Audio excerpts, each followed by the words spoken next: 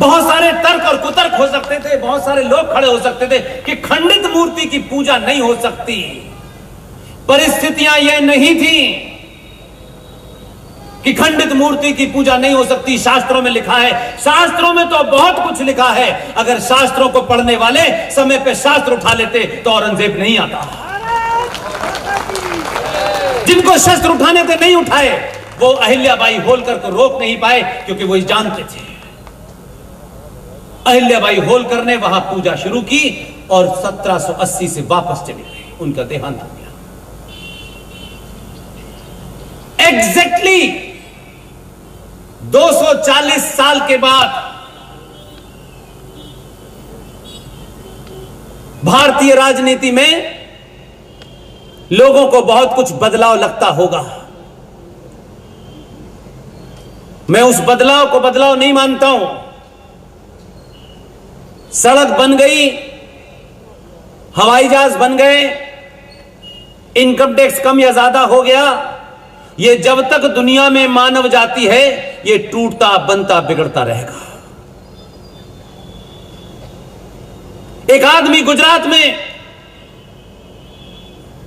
मेरा रेफरेंस है ये, किसी व्यक्ति विशेष के तारीफ का पुल नहीं बांधना चाहता, लेकिन हम अगर हमारे बीच में से कोई बहादुर ऐसा काम करे जो अनादिकाल तक याद रखा जाए, तो हम उसकी तारीफ करने से पहले उसकी जाति देखेंगे, फिर हमारा क्या फायदा है, फिर हम ये देखेंगे, और फिर इस चक्कर में हम उसकी तारीफ नहीं करेंगे बल्कि क्रिटिसाइज करेंगे।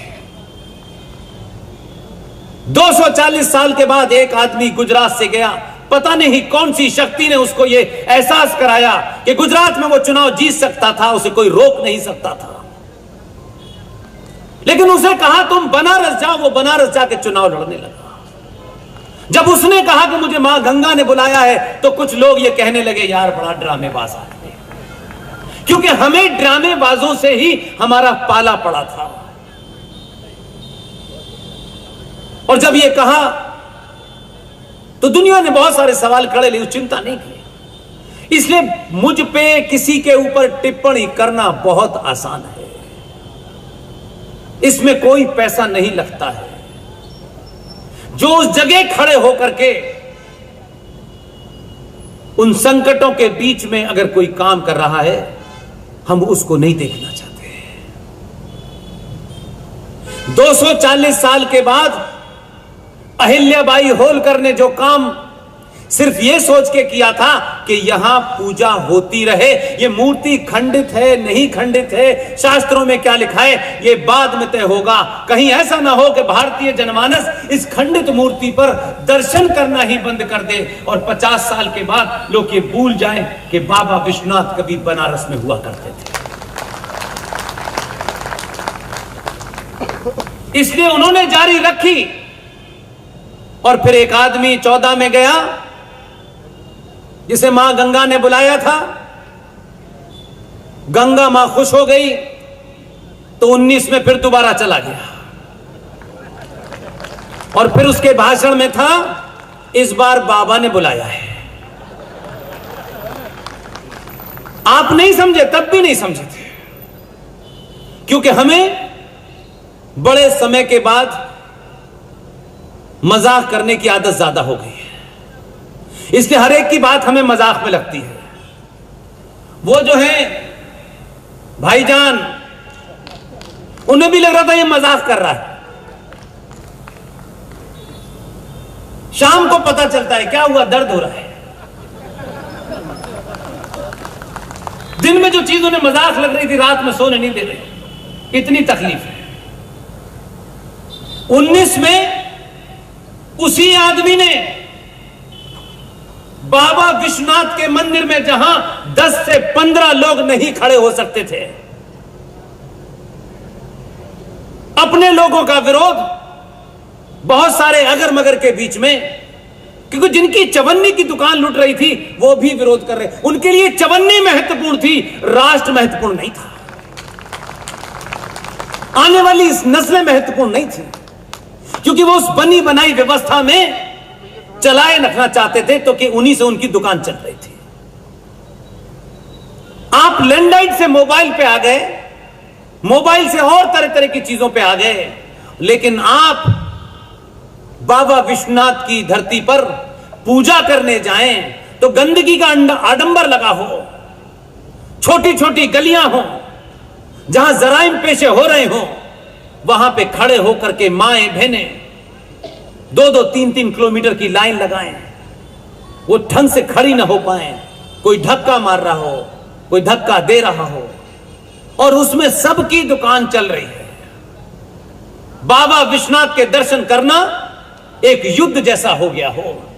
कभी हमने सोचा कि 2022 का युवा, जिसको हम कहते हैं कि वो हमारी संस्कृति की बात नहीं सुनता है, कभी सोचा कि जब हमने टेलीफोन में लैंडलाइन से हम मोबाइल तक चले गए,